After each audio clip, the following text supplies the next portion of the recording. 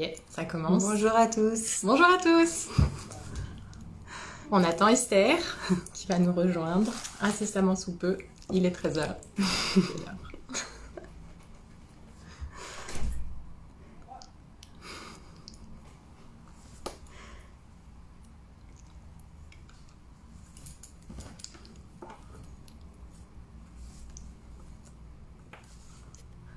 Vas-y, là, ouais.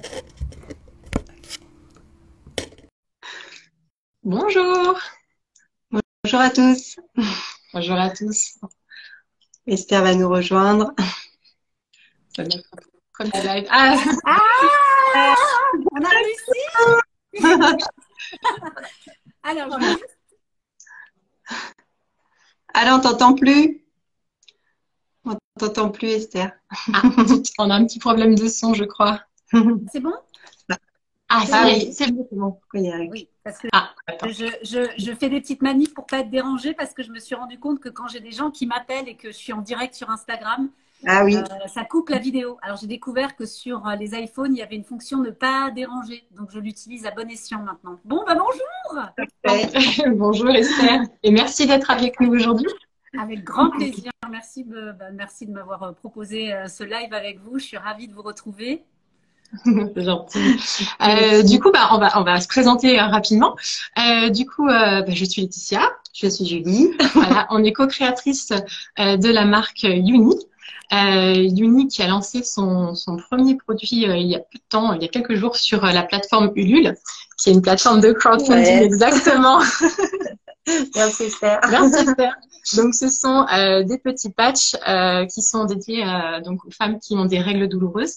On s'est aperçu que sur le marché, il n'existait pas grand-chose de naturel, d'efficace et de nomade qui nous permettait donc de lutter contre ça.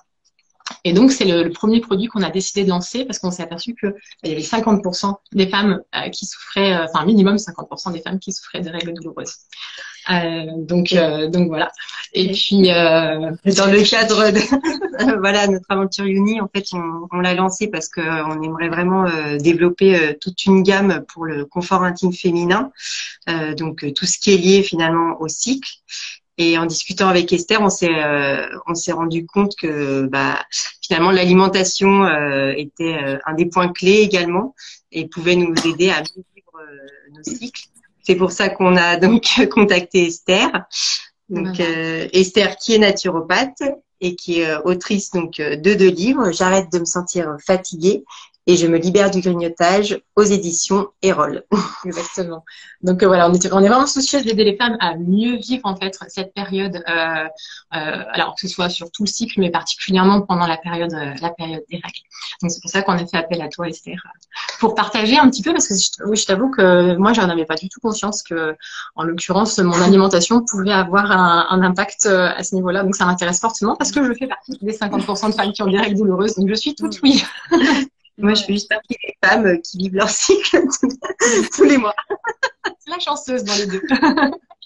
On te laisse te présenter du coup, Esther. Ouais, avec plaisir. Déjà, merci beaucoup. Moi, je suis ravie d'être en lien avec vous pour ce projet et puis pour aujourd'hui. Et puis, je trouve ça génial en fait de voir qu'il y a voilà, des personnes et des femmes qui s'impliquent pour aider les autres femmes à vivre mieux. Donc, moi, c'est vrai que ça me fait du bien parce que moi, je suis naturopathe depuis 12 ans maintenant. Hein, et je vois en fait à quel point ce sont des techniques presque basiques, mais qui sont essentielles. Et je trouve, enfin, en tout cas, moi, ma vraie mission, c'est vraiment d'aider les gens, en fait, à avoir une hygiène de vie qui soit saine, mais qui soit à la fois fun et joyeuse. Moi, je suis pas du tout une naturo extrémiste. Je mange pas que des graines, je mange pas que du cru, je bois pas que des jus. Non, j'ai une vie normale, mais bon, j'ai quand même une base assez saine. Mais c'est vrai que ce que je trouve génial, c'est de pouvoir mettre en place dans son quotidien une hygiène de vie, en tout cas, qui nous permette de créer, de co-créer et d'avancer, quoi. Moi, j'ai une vie, moi, j'adore ma vie parce que je fais plein de choses. J'écris des livres, je fais des consultations, j'encadre des groupes. Et c'est vraiment toutes ces techniques, en fait, qui m'ont permis d'avoir une énergie qui me permet, en fait, véritablement aujourd'hui de pouvoir continuer mon travail, quoi. Donc voilà, c'est ce que j'explique un petit peu dans les 2 livres que j'ai sortis. Et c'est vrai que le sujet des règles pour les femmes, alors moi, je fais partie des femmes qui n'ont pas eu des... alors, Je parle au passé, mais je ne devrais pas. Parce que... Moi, je suis dans la phase de transition là, hein, donc pour l'instant c'est un peu plus, c'est un peu voilà. Donc j'ai pas encore eu la chance de tester ce super produit, donc peut-être la semaine prochaine, peut-être dans un mois, peut-être dans 3 mois, je sais pas, mais je vous dirai. En tout cas, j'attends avec impatience. Moi, j'ai pas souvent eu des règles douloureuses, clairement. J'ai été plutôt assez favorisée avec ça, mais je vois bien quand même qu'il y a certains mois où de temps en temps peut effectivement y avoir de l'inconfort, et c'est vrai que moi souvent je le relie aux excès que je peux avoir dans mon alimentation. Alors, il y a quand même une chose importante pour les gens qui ne me connaissent pas, c'est qu'effectivement, moi, je dis tout le temps plein de choses. J'ai écrit 2 bouquins, je fais de l'accompagnement, mais je dis tout le temps à mes clients, remettez en question tout ce que je vous dis. Moi, j'ai foi en la science, mais j'ai foi avant tout en l'individualité de chacun. Et c'est vrai que parfois, on peut, aujourd'hui, avec le monde de l'information dans lequel on est, ben, on peut lire tout et son contraire en 5 minutes sur Google. Tu tapes règles douloureuses, que faire? Ça va marcher pour toi, Laetitia, ça va marcher pour toi, Julie, mais pour moi, Esther, ça ne marchera pas. Donc, c'est pour ça que je tiens toujours, en fait, à dire, bah ouais, aujourd'hui, je vais venir avec des conseils, avec des préconisations. Mais si ça ne marche pas, bah, ça ne veut pas dire que c'est nul et que la naturo, ça ne fonctionne pas. Ça veut juste dire que peut-être dans tout ce qu'on va partager aujourd'hui, il y a peut-être des choses qui parleront pas à tout le monde, il y a des choses qui parleront à d'autres personnes. Et en fait, pour moi, la clé indispensable, c'est l'expérimentation. C'est vraiment d'essayer, quoi. Si ça marche, on garde. Si ça marche pas, on essaye autre chose. Voilà. D'accord, ok, très bien, très bien. Voilà. J'ai une petite précision pour les personnes qui nous regardent, j'ai oublié de dire, s'il y avait des questions, n'hésitez pas à commenter la vidéo. On prendra un petit temps à la fin pour y répondre. Voilà. Voilà. Donc la thématique d'aujourd'hui, on s'était dit toutes les 3, pour ceux qui nous écoutent, qu'on avait envie de parler un petit peu de la nutrition pendant la période des règles. Je peux commencer peut-être par expliquer peut-être un petit peu rapidement comment nous on voit ça en naturo. Et oui, voilà. Ah oui, exactement. Oui. Alors, tout à fait. En naturopathie, en fait, on travaille toujours, nous, sur 4 piliers principaux. Donc, c'est la nutrition, l'alimentation, ça, c'est le premier pôle. Le deuxième pôle, c'est l'activité sportive. Voilà, le fameux manger, bouger. Hein. C'est important de bouger, c'est important de faire du sport. Mais bon, voilà, c'est une autre thématique. Mais voilà, on n'est pas obligé de se mettre la rate au courbouillon et de faire des marathons tous les jours, mais avoir une activité, être quand même dans le mouvement. Et après, on a tout un pôle qui est l'hygiène nerveuse. Donc là-dedans, on va mettre le sommeil, comment bien dormir, comment bien gérer ses émotions et comment se construire un mental robuste. Voilà, pas à pas. Et après, un des autres pôles, le dernier pôle, c'est le pôle de la détox. Donc c'est vrai que nous, on est très, très attachés, les naturopathes, hein, à ce que le corps, en fait, il puisse se nettoyer de manière naturelle. Voilà, on est attaché à ça parce qu'on part du principe que notre corps, en fait, c'est comme une voiture. On a envie d'aller à un endroit dans notre vie, on a envie, je sais pas, d'organiser un voyage, d'être entrepreneur, je ne sais pas, de faire le tour du monde, peu importe le projet qu'on a. Et l'idée, en fait, c'est de mettre le bon carburant dans la voiture et de bien faire réviser cette voiture et de bien éliminer tout ce qui ne va pas dans la voiture pour que la voiture soit performante. Et ça, c'est le pôle de la détox. Et donc, c'est pour ça que nous, on a un peu ce travers, les naturaux, enfin pas tous, hein. Ceux que j'ai connus quand j'étais en formation il y a 10 ans, on avait toujours ce truc de faire plein de trucs pour détoxifier. C'était notre passion, quoi. On se nettoie le corps, c'est génial, on se nettoie, on fait des cures incroyables pour se vider de toutes nos toxines physiques et émotionnelles. Et effectivement, dans cette part de détox, c'est de ça dont je voulais parler aujourd'hui principalement, c'est qu'on a ce qu'on appelle des émonctoires. Donc les émonctoires, ce sont des voies d'élimination. C'est en fait donc les émonctoires, c'est tout le système digestif, donc intestin, foie, vésicule biliaire. Ce sont les poumons, les reins et la peau. Donc la peau, elle élimine par la transpiration. Le poumon va éliminer par le biais de la respiration. C'est pour ça qu'en sophrologie, on insiste beaucoup sur les techniques de respiration. Oui. Et qu'en naturo, on dit que c'est vachement important de sortir, de ne pas être enfumé, de ne pas vivre dans des endroits enfumés et tout le temps fermés, d'être vraiment au contact de la nature pour pouvoir nettoyer nos poumons. Tout le système digestif, donc ça, c'est important d'aller à la selle tous les jours de manière régulière. Ça, c'est quasiment la première question qu'on va poser en consultation. Et après, il y a les reins. Donc, important d'aller uriner régulièrement. Parce qu'en fait, nos émonctoires, il récupère en fait tous nos déchets que notre corps ne va pas utiliser. Notre corps, en fait, il va prendre ce dont il a besoin, il va se servir dans toute l'alimentation, toute la nutrition qu'on va lui donner. Il va prendre les nutriments dont il a besoin pour bien fonctionner, pour bien faire fonctionner et nos organes, notre système nerveux et nos liquides, hein, le sang, la lymphe et les sérums. Mais tout ce dont il n'a pas besoin, il va devoir s'en délester. Parce qu'on ne peut pas garder à l'intérieur des choses dont on n'a pas besoin. Le corps est super bien foutu de manière naturelle, quoi. Et tout ce dont il n'a pas besoin, il va aller les diriger vers ses voies émonctorielles. Et c'est comme ça qu'on va aller les éliminer avec le souffle, avec l'urine, avec les selles et avec la transpiration. Et c'est vrai que chez les femmes, on a une chance véritablement de pouvoir avoir un émonctoire supplémentaire en ayant nos règles tous les mois. C'est pour ça que d'un point de vue personnel, mais ça m'appartient, c'est pas la voix de la naturopathe, c'est la voix de la femme. Moi, j'ai toujours refusé d'avoir des stérilés qui bloquaient en fait les règles. Parce que je me disais, bah non, parce que moi, je considère que c'est une chance que j'ai de pouvoir encore me nettoyer davantage. Et ce que on dit en naturopathie, mais après, c'est à chacun de vérifier pour soi. Hein.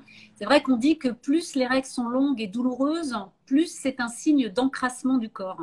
Donc, l'encrassement, ça veut dire que le corps est intoxiqué. J'utilise le terme intoxiqué entre guillemets parce qu'on ne va pas en mourir, mais ça veut dire que notre corps, en fait, il est trop chargé en toxines et qui va se servir en fait des règles pour éliminer ce qu'il n'a pas pu éliminer, soit par les reins, soit par la peau, soit par les poumons, soit par les intestins. Si je vous perds, vous me dites. Hein. Non, pas du souci, ça va. Il y avait quelque chose que tu nous avais dit lors d'un point téléphonique qu'on avait fait qui m'avait marqué, c'est ce côté où en fait avant les règles, les femmes on a un peu cette impression qu'on va exploser en fait et où on a d'ailleurs un peu comment dire l'humeur qui est peut-être pas toujours au top et du coup ça m'avait marqué parce que bon, en l'occurrence moi je sens vraiment qu'il faut que entre guillemets que ça sorte quoi. Alors bien sûr il y a les hormones, hein, ça c'est évident que les hormones chez les femmes c'est un sujet qui est vraiment d'actualité, soit quand elles sont enceintes, soit quand elles sont sur le point d'avoir leurs règles ou soit quand elles sont en préménopause. Pareil d'un point de vue purement personnel, hors naturaux. Moi, je vois maintenant, j'ai des règles plus, on va dire, moins régulières. En tout cas, voilà, une fois tous les 2 mois, une fois tous les 3 mois. Et c'est vrai qu'au bout d'un moment, personnellement, quand elles tardent à arriver, il va y avoir un moment donné, j'en peux plus, quoi. Je sens que j'ai une espèce de poids à l'intérieur. Et j'attends qu'une seule chose, c'est que ça sorte, que ça craque, quoi. Et c'est comme une espèce de libération qui arrive au moment où elles arrivent. Et moi, je célèbre à ce moment-là. Hein. Là, je peux vous dire, là, je suis en mode ça va aller mieux maintenant, ça va aller mieux. Parce que aussi, il y a l'aspect hormonal où on voit bien que parfois, on est beaucoup plus chargé pendant les périodes des règles, hein, que ce soit en termes de tristesse, de colère, d'énervement. Moi, quand j'avais des règles plus régulières, je voyais bien que quand je commençais à être un petit peu tendue, surtout avec mes enfants, parce que je crois que c'est encore les 2 seuls qui arrivent à me faire sortir de mes gonds parfois, je voyais bien que quand je commençais à avoir un petit peu de tension, c'était signe que j'étais à 2-3 jours de l'arrivée de mes règles.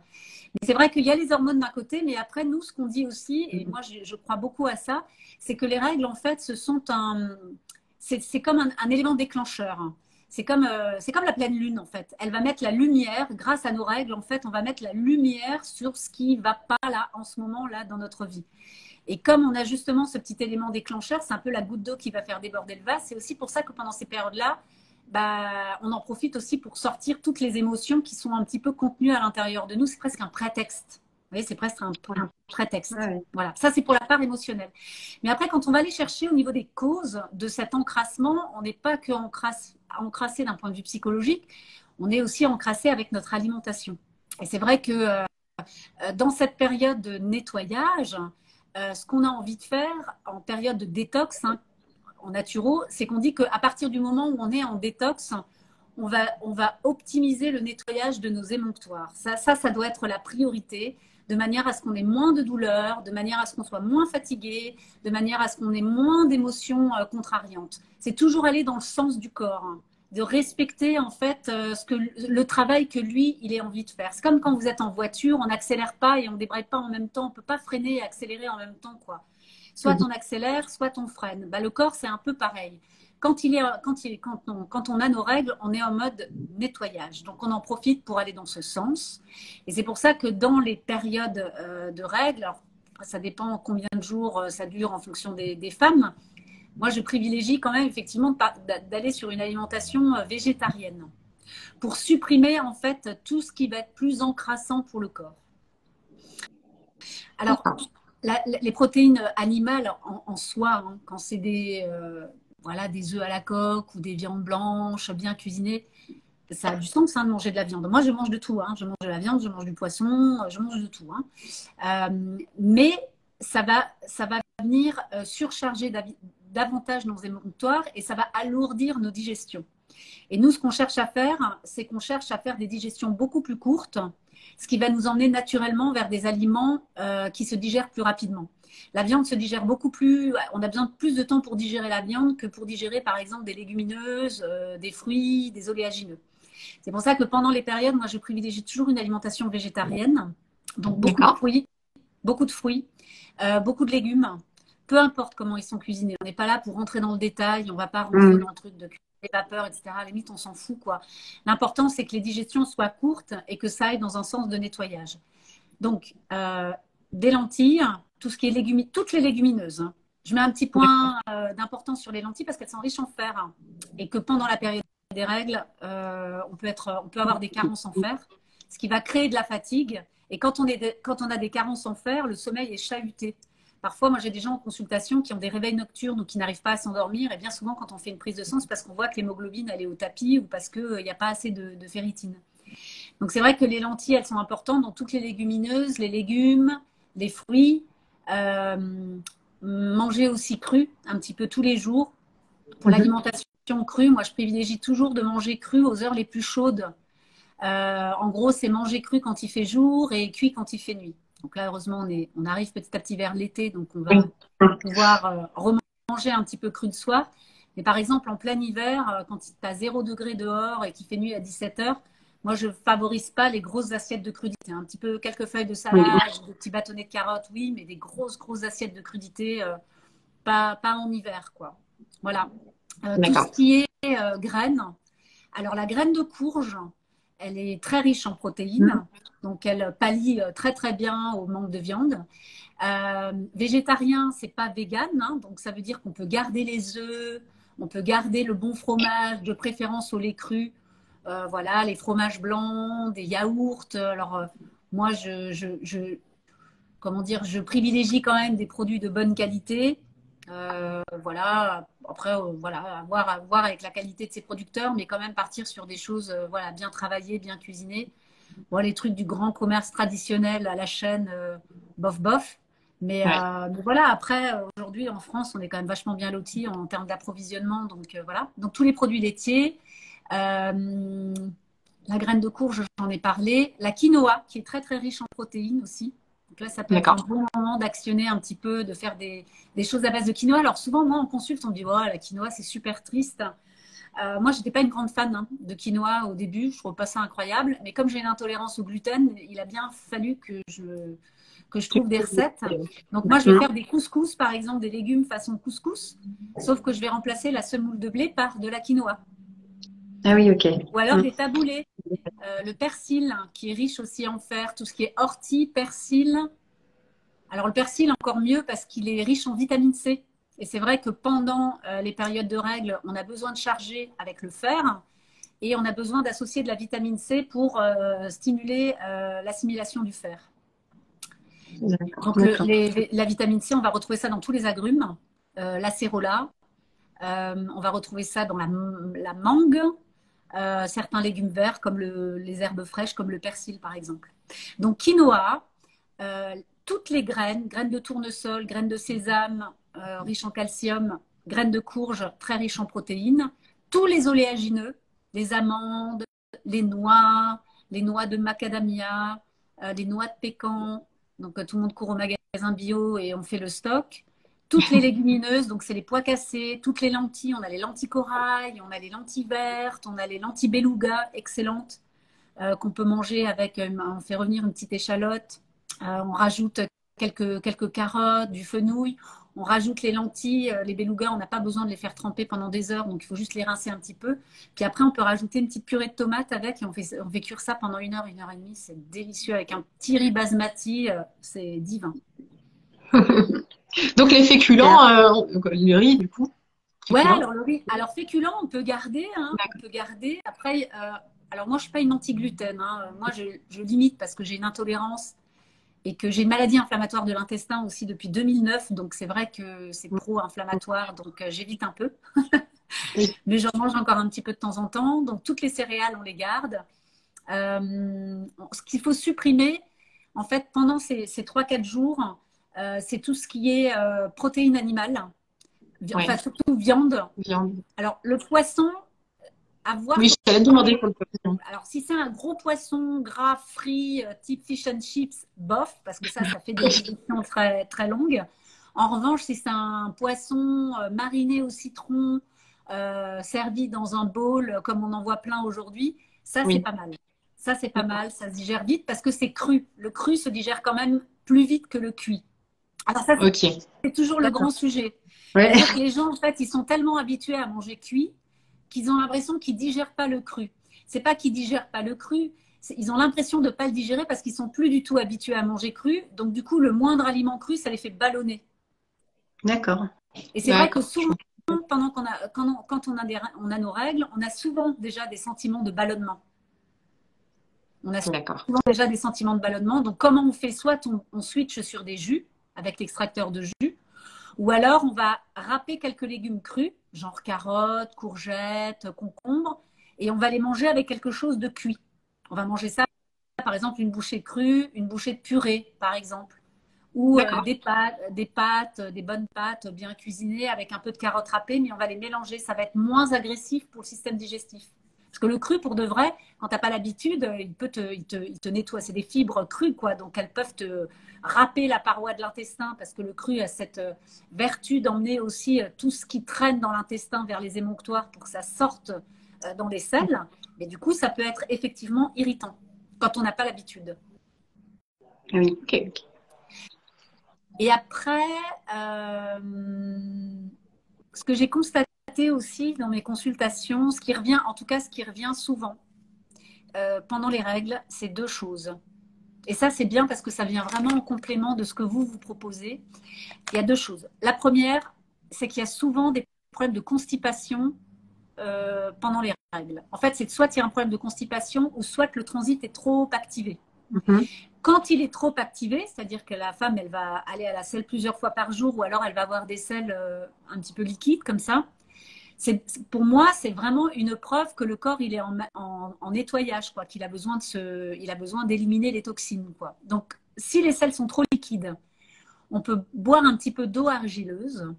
Donc, l'argile, en fait, c'est de l'argile verte ultraventilée qu'on trouve en magasin bio. On met une Oui. cuillère à café d'argile dans un verre, toujours avec une cuillère en bois. Oui. On rajoute de l'eau, on laisse l'argile tomber au fond du verre et ensuite on boit juste l'eau argileuse. Ça va permettre d'aspirer l'acidité en fait du système digestif. Et au contraire, si on est face à des problèmes de constipation, on va plus stimuler le péristaltisme de l'intestin pour que les toxines sortent. Et là, on va plutôt boire, par exemple, des tisanes de chardon-marie, vous savez, un peu toutes les mélanges détox, l'artichaut, le radis noir, ce genre de choses qui va venir stimuler un petit peu l'intestin. Parce que pour rebondir sur ce que je disais au début du live, c'est que comme le corps, il est en nettoyage, aussi par le biais des règles, ça veut dire qu'il faudrait théoriquement ouvrir un petit peu tous ces émonctoires pour que les autres prennent un peu le relais, pour que ce soit pas trop chargé au niveau vaginal. Vous voyez le truc? Tout à On fait. appelle ça des techniques de dérivation. D'accord. D'accord. Et au niveau boisson, justement, bon, boire de l'eau, oui. C'est pas toujours évident de boire. Toi, tu préconises quoi à peu près en volume de boisson dans la journée? Plutôt boire plutôt du thé, boire de l'eau, boire, j'imagine pas des sodas et des jus de fruits. Bah, non, alors bon, soda, jus de fruits, pas trop, parce que il y a le problème du sucre, en fait. Alors moi, je suis pas contre, hein, de temps en temps, je me bois aussi un soda une fois de temps en temps, mais pendant cette période-là, alors déjà, boire suffisamment tous les jours, c'est dur de répondre à.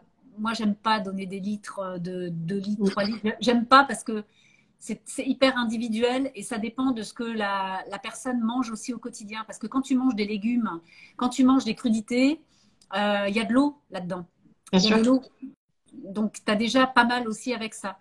Donc, je pense que la première des choses, c'est de boire quand on a soif.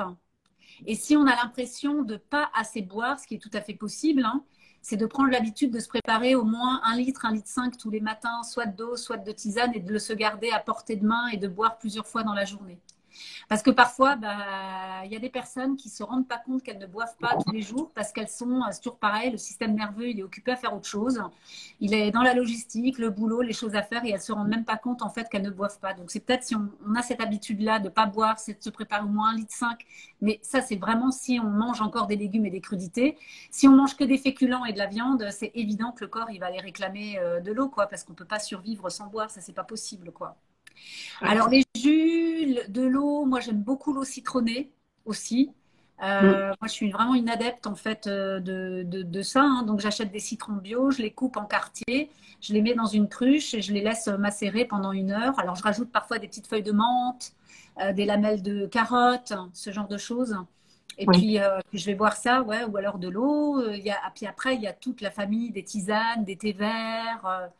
Voilà, toutes ces choses-là. Le thé noir, c'est bon aussi, mais le thé noir, il a cette espèce de tanin qui va venir se poser au niveau du système digestif et ça peut bloquer aussi l'assimilation des aliments. C'est un petit peu cette couche un peu marron qu'on voit souvent dans les tasses quand on a l'habitude. Donc plutôt du thé vert plus que du thé noir. Mais après, le thé noir, on peut en boire de temps en temps, mais pas toute la journée, quoi.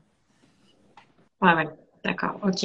Et ah oui, alors, on voulait juste repréciser s'il y a des gens qui nous rejoignaient en cours de route, hein, qu'on traite du sujet. Donc, la naturo, comment elle peut nous aider à mieux vivre la période de nos règles. Est-ce que On garde peut-être des questions. il y avait des questions? Non, je crois pas. Il n'y en a pas encore. Je vais regarder un petit peu dans le chat. Oui. Ah oui, oui, d'accord, j'avais pas vu qu'il y avait le chat. On est encore.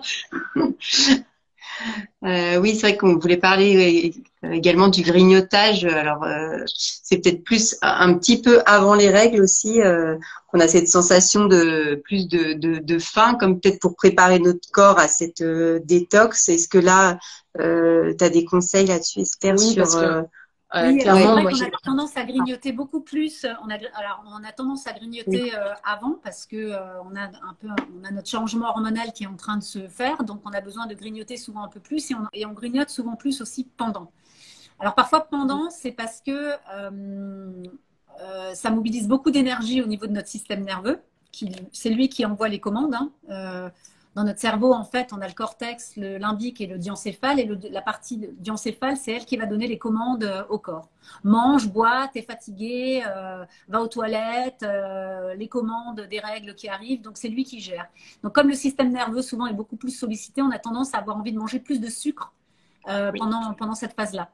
Donc, pendant la phase, et après, je répondrai à avant la phase, pendant la phase, c'est de privilégier surtout le sucre physiologique. Donc, en priorité, des fruits. d'accord. Moi, j'aime beaucoup le chocolat cru.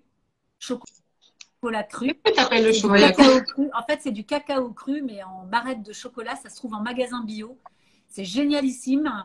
Et en plus, c'est considéré comme un super aliment. C'est très riche en magnésium, donc très important dans cette période où on est un petit peu surchargé. Bon, le chocolat cru, moi, j'en mange tout le temps, hein, donc voilà. Et c'est pas sucré, donc il n'y a pas de risque d'avoir une addiction au sucre.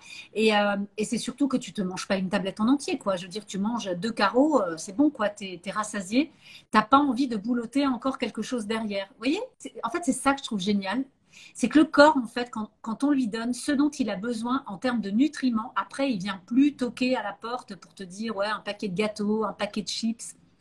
C'est ça. Ça, moi, là-dessus, je suis sûre de mon coup. Là, je suis sûre de mon coup, après que chacun expérimente. Mais moi, je suis sûre que si tu donnes les bons ingrédients au corps, au bon moment de la journée, il vient pas te faire suer avec des trucs complètement chelous, quoi. C'est sûr. Et du coup, dans la partie grignotage, il y a le chocolat cru, tous les oléagineux, les amandes, les noix, les noisettes, les noix de pécan, toutes ces choses-là. Et après, alors en magasin bio, souvent, on trouve aussi des petites barres assez sympas avec du miel, du chocolat cru, de la spiruline, de l'avoine, un petit peu comme les barres de céréales qu'on trouve dans le commerce traditionnel. Et moi, maintenant, je les prends en boutique bio, mais peut-être qu'en commerce traditionnel, on en trouve aussi. Voire on les fait maison, encore mieux. Bon, moi, j'ai pas vraiment le temps encore de me plancher là-dessus, mais j'en ai déjà goûté des faits maison, c'est délicieux. Et c'est plutôt d'essayer d'abord de remplacer, on va dire, le mauvais grignotage par du bon grignotage. Ça, c'est déjà mieux. Parce que c'est toujours pareil. Si tu donnes d'abord à ton corps ce dont il a besoin, il y a peu de chances qu'il vienne te chercher avec autre chose derrière. Et si ça devait arriver, eh ben à la limite, c'est pas grave. C'est-à-dire que si tu fais bien, tu manges des fruits, des oléagineux, un peu de chocolat cru, un petit coup de spiruline, et tu as encore envie de t'enfiler un paquet de chips derrière, bon, à la limite, tu te le fais. Voilà. Après, tu règles le sujet dans ta tête, le post-it, ouvrir le paquet de chips, comme ça, il switch. Et on passe à autre chose parce qu'à un moment donné, bon, personne n'est jamais mort en mangeant des chips. Hein, donc, si à un moment donné, c'est juste la solution pour être tranquille, bah, on s'installe sur son canapé avec une musique un peu sympa et puis on se mange les chips les unes après les autres au lieu de la dégommer. Mais voilà, mais en tout cas, c'est pour dire c'est pas grave, quoi. Mais on commence par faire quelque chose de bien.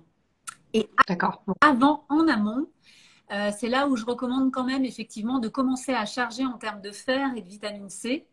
Donc déjà commencer un petit peu avec des lentilles, avec le persil, avec de la spiruline. Moi j'aime beaucoup la spiruline quand même dans ces moments-là en fait. Hein. Donc dès que je sens que mes règles vont arriver, bon avant c'était plus simple parce que c'est une fois tous les 30 jours. Alors là maintenant il faut que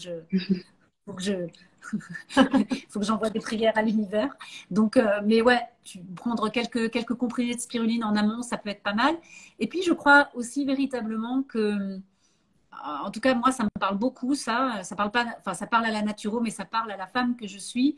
C'est vraiment de dédier ce temps, presque de gratitude et de remerciement à mon corps qui est capable, en fait, d'éliminer tout ce dont il n'a pas besoin. Et si je pouvais me servir de ces quelques jours pour me recentrer un peu plus sur moi. Et si je pouvais me servir de ces 3-4 jours pour aller faire un spa, me payer un massage, me bichonner quoi, pour, ben voilà, pour ce que mon corps est en train de faire. Et ça, je le dis en tant que femme en préménopause. Je ne suis pas ménopausée encore, mais je vois bien que émotionnellement, ce passage-là, je suis en transition parce que moi, dans 3 ans, je vais avoir 50 ans. Et ben, il y a un truc que je ne ferai plus jamais de ma vie à 50 ans, c'est avoir des enfants, quoi. Oui. Et ça, j'en avais pas du tout conscience il y a encore quelques années, quoi. Il y a un truc dans ma vie, Esther, c'est fini. Il y a bien un truc que tu feras plus, c'est être enceinte, avoir des enfants et les allaiter. Ça, c'est un truc dans cette vie-là, c'est fini, quoi. Et quelque part, je trouve que dans cette symbolique de se dire que je suis une femme, j'ai ma puissance, je suis quelqu'un de bien, et mon corps, bah, il est en train de faire quelque chose de génial parce qu'il est en train de se nettoyer, il est en train de se faire du bien, il est en train de créer de l'énergie, que après mes règles, je vais pouvoir utiliser toute cette énergie et l'offrir au monde, quoi. Parce que c'est ça aussi, finalement, d'un point de vue spirituel, si j'ose utiliser le mot, il y a quelque chose dans cette dynamique-là, parce qu'on voit bien que quand on sort de nos règles, on est waouh, mais on est toute puissante, quoi. Je veux dire, on a la pêche, on est. Et voyez, mais c'est aussi ça, parce que d'un point de vue de la physiologie, ben, on a éliminé toutes les toxines qui servaient plus à rien, quoi. Tout ça, c'est sorti, on est like brand new girl, brand new woman. Voilà. Et on sort de là, bam, mais on a envie de faire plein de trucs, quoi. Et ça, c'est génial. Et je pense que ce temps de règle, dans sa symbolique émotionnelle et spirituelle, il est aussi là pour ça. De dire, bah voilà, là, je me prends 3 jours pour moi, je vais me faire un spa, je vais en profiter pour bouquiner des trucs que j'ai pas le temps de bouquiner, je vais un peu lâcher mes gosses et leur donner des pizzas à manger pendant 3 jours et les gamins sont très contents. Et s'ils vont un petit peu plus sur écran et sur ordinateur et sur la Switch, eh ben, c'est pas grave. Mais là, c'est pour ma pomme, quoi. Faut déculpabiliser en fait. Et ça, je trouve ça génial parce que moi j'ai hâte de l'utiliser parce que moi je sais déjà que ça, vous voyez, quand j'ai eu le paquet qui est arrivé, je l'ai ouvert, j'ai regardé, je me suis dit, parce que je savais pas exactement, je me suis dit, waouh, des petits patchs. Et je me suis dit, tu vois, que quand moi j'allais avoir mes prochaines règles, j'allais presque me faire comme un espèce de rituel, tu vois. Il va y avoir un soir, je vais m'allumer quelques bougies, je vais me mettre une petite musique un petit peu sympa. Et puis, je vais me poser mon patch, tu vois, et puis je vais juste, voilà, consciemment, bah, voir un petit peu ce que c'est, ce que ça va faire. Et voilà, et j'ai hâte, vraiment, j'ai hâte. Ouais, ah ouais, c'est sûr. Bah, merci. Oui, c'est vrai que ces patchs, tu vois, on a vraiment, voilà, tu as la liberté de choisir comment tu veux vivre ta période de règles. Et tu peux très bien te dire, En effet, je vais au spa, il résiste à l'eau, donc ça, c'est ce qui est super. Ouais. Tu peux aussi te prendre un bain, une bonne Et alors, douche, je me n'importe. demandais, on en met combien, par exemple? On en met un seul? Non, tu en mets quatre. Tu Ah, en mets deux devant et deux au niveau des fossettes iliaques à l'arrière. d'accord. Deux Et on devant, a deux vraiment, derrière. pour expliquer un petit peu, c'est des micro-couches en fait de céramique. Il y a une dizaine de couches de céramique. T'as vu, pourtant c'est tout souple et tout fin. Et donc ça va renvoyer la chaleur de ton corps. Mais ce ne sont pas des patchs qui chauffent, hein. Souvent c'est une question qu'on nous pose. On dit mais oui, j'étais soulagée, mais ce n'est pas qu'ils n'ont pas chauffé. C'est normal. On renvoie la propre chaleur de ton corps. Donc voilà, c'est ça qui est super. Et tu ne les sens pas, tu les oublies, Je les oublie complètement, oui. complètement. Et tu les gardes pendant les 3 premiers jours. Généralement, c'est pendant 3 jours que tu as des règles douloureuses. Voilà, ouais, Souvent, tu donc, les appliques au tout début en fait des douleurs. Et après, tu continues à faire ton sport, ta vie et à fond. c'est ça. C'est ça qui est super. Tu t'as plus trop. Tu vois, moi qui en souffre, souvent c'est la copine qui t'appelle. Ah ben, on va boire un verre après le travail ou oh, j'ai juste envie d'être dans mon canapé avec une bouillotte sur mon ventre là. Ouais, mais c'est vrai, hein, c'est ça. Hein. Moi, j'ai aussi eu des moments comme ça. Même si je me sens chanceuse, j'ai aussi eu des moments. T'es à plat, quoi. C'est ça. Enfin, t'es vidé. Mais là, du coup, je suis contente parce que tu vois, grâce à notre échange, voilà, j'ai plein de bonnes pistes. J'ai pris plein de petites notes. Ouais, et puis je crois que ce qui est vraiment important pour remettre encore, insister là-dessus, c'est vraiment de conscientiser ce moment et de pas trop se mettre la pression non plus quand on a nos règles et de se dire qu'on est obligé de faire plein de trucs et de courir dans tous les sens. Ça reste quand même un temps de nettoyage, quoi. Et ce que je trouve génial aussi avec ces patchs-là, quoi, c'est ça, c'est de se dire à un moment donné, bah, je soulage avec la propre chaleur de mon corps, j'utilise mes ressources personnelles pour aller mieux. C'est ça. Mais non, mais c'est vrai. Et ça, c'est juste incroyable de se dire que avec un petit objet qui est grand comme ça ou petit comme ça, tout dépend de comment on a envie de le voir, de se dire bah, que juste en appliquant ça, bah, voilà, je mobilise mes propres ressources et j'arrive moi-même en fait à me faire du bien, quoi. Et ça, c'est extraordinaire, quoi. C'est ça, aborder plus sereinement en fait Ouais. cette période du cycle qui, enfin voilà, peut être délicat et finalement avec ces patchs, on est soulagé. Et je pense qu'il y aura vraiment une belle communication à faire avec les personnes peut-être un peu plus jeunes que nous. Enfin, je ne sais pas quel âge vous avez vous. Mais c'est vrai que ouais, il y aurait il y aurait des choses à faire dans les lycées, dans les écoles, parce que si on revient maintenant sur notre thématique de l'alimentation, c'est vrai que parfois, passé 40 ans, les femmes ont conscience de leur alimentation hein, parce qu'elles ont été enceintes, elles ont mis leurs enfants au monde, elles ont nourri leurs enfants, elles ont allaité. Donc elles ont une conscience de l'alimentation. Or, dans la vie de tous les jours aujourd'hui, on voit bien quand même que la société de consommation, c'est du grand n'importe quoi. C'est consommer, consommer, plat transformé, il faut que ce soit vite, rapide, bon et que ça coûte pas cher, quoi. Et, et je pense justement que tout ce créneau de jeunes femmes en devenir, elles ont beaucoup en fait à apprendre sur cette période des règles, hein, de comment manger avant, pendant, de comment les soulager, de comment utiliser leurs ressources personnelles pour traverser ça avec beaucoup plus d'aisance, quoi. Euh, Justement, voilà, parce qu'elles sont jeunes et parce que la société aujourd'hui, avec les réseaux sociaux, que je célèbre aujourd'hui parce que là, on arrive à faire un truc super. Mais c'est vrai que quand tu as des jeunes femmes de 16-17 ans qui sont sur les réseaux sociaux toute la journée, qui s'abreuvent de plein de choses, qui consomment plein de choses, bah, moi, je le relie aussi après à la surcharge alimentaire, à la malbouffe. Et ça aura incontestablement, à un moment donné, un impact sur leur cycle. C'est sûr.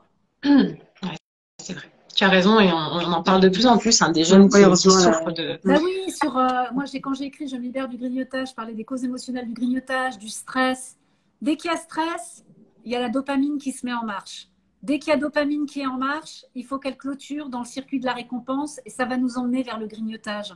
C'est un ensemble. Donc, je trouve que ce qui est génial là, c'est qu'on arrive comment dire, à aligner en fait finalement une hygiène de vie globale où la gestion des règles ont leur place comme bien manger, bien dormir. C'est fondamental. C'est fondamental. bien sûr. Tout à fait. Voilà, c'est vrai. C'est vrai, c'est vrai. Si- On avait peut-être quelques questions qui étaient apparues, je crois. Alors, un appel du sucre. Ouais, tout à fait. Et ouais, non, après, c'était la question. Il y avait une autre.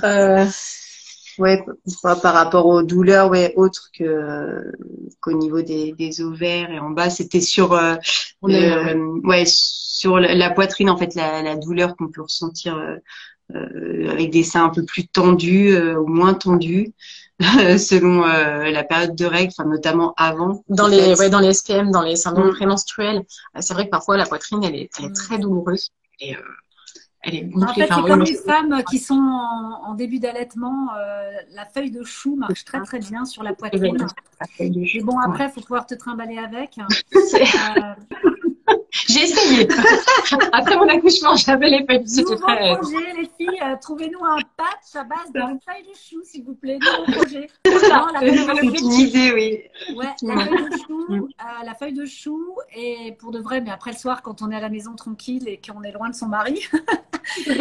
Sinon, après, il y a les massages. Tout simplement le fait de masser avec une huile. Ouais, voilà. Alors il y a l'aloe vera qui peut être une plante intéressante. Il y a des huiles. Il y a la carotte qui peut être intéressante aussi. Et puis après des huiles d'olive, huile de sésame, même les huiles qu'on a à la maison, mais bon, des bonnes huiles. Mais de se mettre effectivement un petit peu d'huile et puis de masser doucement et d'éviter. C'est là où il faudrait éviter de mettre des soutiens-gorge beaucoup trop comprimés, voire rembourrés, de manière à ce que la poitrine, elle puisse, elle a besoin de respirer en fait, quoi. Elle a besoin de respirer. C'est ça. Voilà, Nanette, on espère que... on va plancher sur le sujet. Oui. On y a pensé, Nanette, à ça, voilà. Le patch pour les seins tendus. Nanette, elle a quand même répondu qu'elle était partante pour un patch, qu'elle était partante pour un patch pour les seins moins tendus. Mais allez savoir, vous allez peut-être avoir d'autres idées, hein, parce que... Oui. On teste des choses. On ne peut pas tout dire, mais... secret. Super. Eh ben, écoute, merci beaucoup pour cet échange. Ça m'a fait plaisir de parler avec vous. Et puis, je vous souhaite vraiment voilà, je vous envoie plein de bonne énergie pour le développement de ce projet que je trouve vraiment génial. Et puis, j'hésiterai pas à revenir vers vous voilà, quand mon tour sera arrivé. C'est très gentil. Merci beaucoup, Esther. Merci à tous ceux qui ont suivi ce live. Salut. On vous embrasse. Ciao. Merci, au revoir. Ciao.